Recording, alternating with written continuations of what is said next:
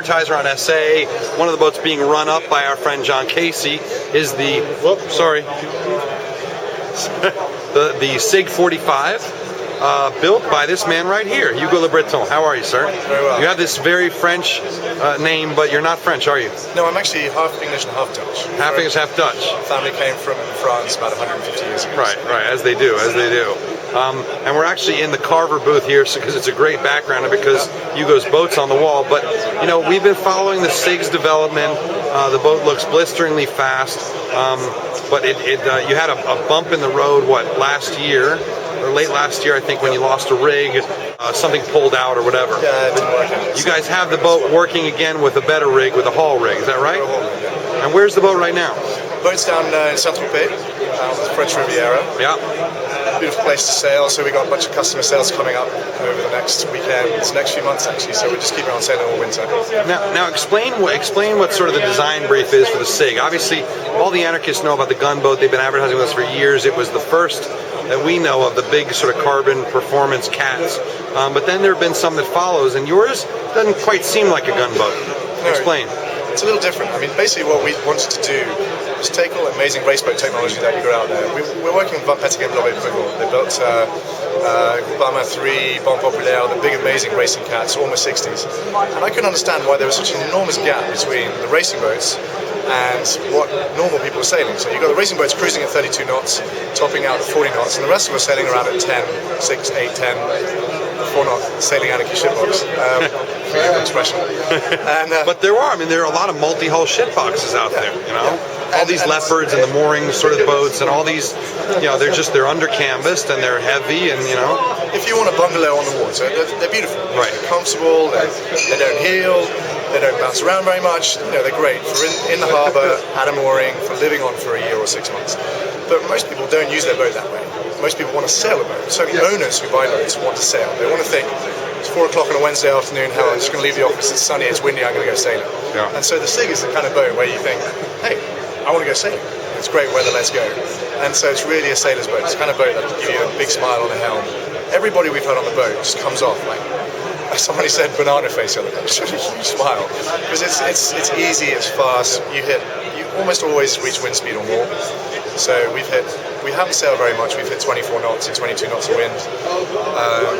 It's just an amazing boat, and I've lived on the boat for 2 weeks at a time. It's comfortable, we've got 2 bathrooms, 3 double cabins, lots of light inside. It's a beautiful boat. It's the kind of boat that I want to have, and I think a lot of people out there who are sailing things like Cooks at 50s, Martin 49s, high performance monohulls appreciate it. So most of the people we're talking to, well, it's a lot easier with a lot less loads to get to the same or better speeds, right? I mean, we can hit 20 knots with 3 people on board. Yeah. And there are not many boats you can do. Certainly not many 20, 45 foot boats you can do that. And that's pretty special. So you've got all furling head sails. Yeah. So basically, what we did is we looked at the almost 60s.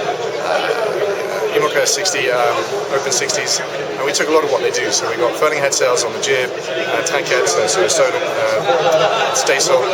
We've got a furling code 0 upwind, we've got a furling Jenica, and we've got a spinnaker on the top. Main sheet, of course, is self-tacking basically, because you barely ever have it up and down the traveller. Right.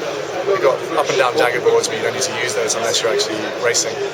And so if you're sailing with your wife, you can just sail along, tack, put the helm over, walk across the other side, the sails set themselves, and off you go again. It's the same on a jibe. You just put the helm over. She does everything herself, so it's amazing.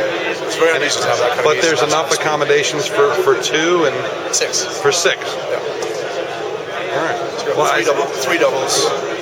I mean, how do you create that much space in a 45-foot, essentially a race boat? Basically what we did is we took the hull of Catamaran 2, the almost 60, and we made it higher and shorter. And what we did is, rather than making it wider at the waterline, we just made a flare above the waterline. So on the inboard side of each hull, it's quite a considerable flare. Right. About 50 centimeters, so a foot and a half above the waterline. So that's basically a kind of shoulder and waist level, so you feel like you've got a lot more space than you would expect to have. So people walk by the boat on the dock and they think that's a day boat. You go inside, like, lots of space. So we've got a dinette which seats 6, so we have a meal inside. We've got a big galley with 6'5" headroom. We've got 2 decent sized bathrooms. On the other side, we've got a nav station and 3 double cabins. So Loads of space. It's about the same space as, say, 45 to 48 foot monohull. Right. It's split between two. it's split between two. The nice thing about that is you can have your kids in one hull listening to Rage Against the Machine, and parents sitting in the other hull listening to Mozart. Or you have the head that you use most often on one, and the sleeping, in the other, and We've kind of got an owner's hull and a guest stroke Right. kids hull. so talk real quick, and we're going to go have some Harkin drinks here in a minute. But talk real quick about the gear. We're in the Carver tent. Obviously, you use Carver stuff. I'm just looking up here. I mean, is this what kind of running rigging do you have here? Okay, what we've got a mix of Harkin and Carver. So on our main sheet blocks at the end of the boom, we've got these. We've got a pair of these. They're really cute. We've got a braking load of nearly 5 tons on these. Wow.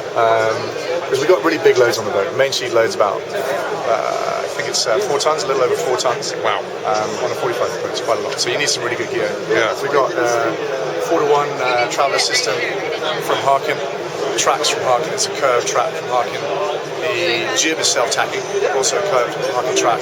We've got a bunch of similar blocks to these, which we've got in various different places to lead things like daggerboard lines, furling lines. All the furlers are continuous line furlers, so they're very reliable. Basically, what we did is we took a lot of raceboat technology, short-handed raceboat technology. So because it works. It's simple. Sometimes it requires a little bit more effort than pressing a button or putting something on a winch, but it works, it's simple, and it doesn't work. Well, would it make sense for the couple that is going to, race on the weekend, but maybe cruise it a little bit too, or go down the Caribbean? Does it make sense to put a powered winch package on it, or? Yeah, we actually have a powered winch for the main halyard. Oh, you do? It's a big old sail. Yeah. Flat top, full batten, and so we've got a powered winch for that.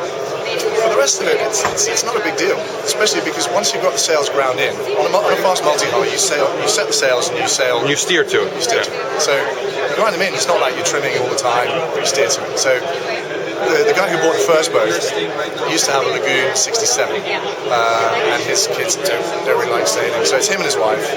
They said, well, let's just get a smaller, faster boat.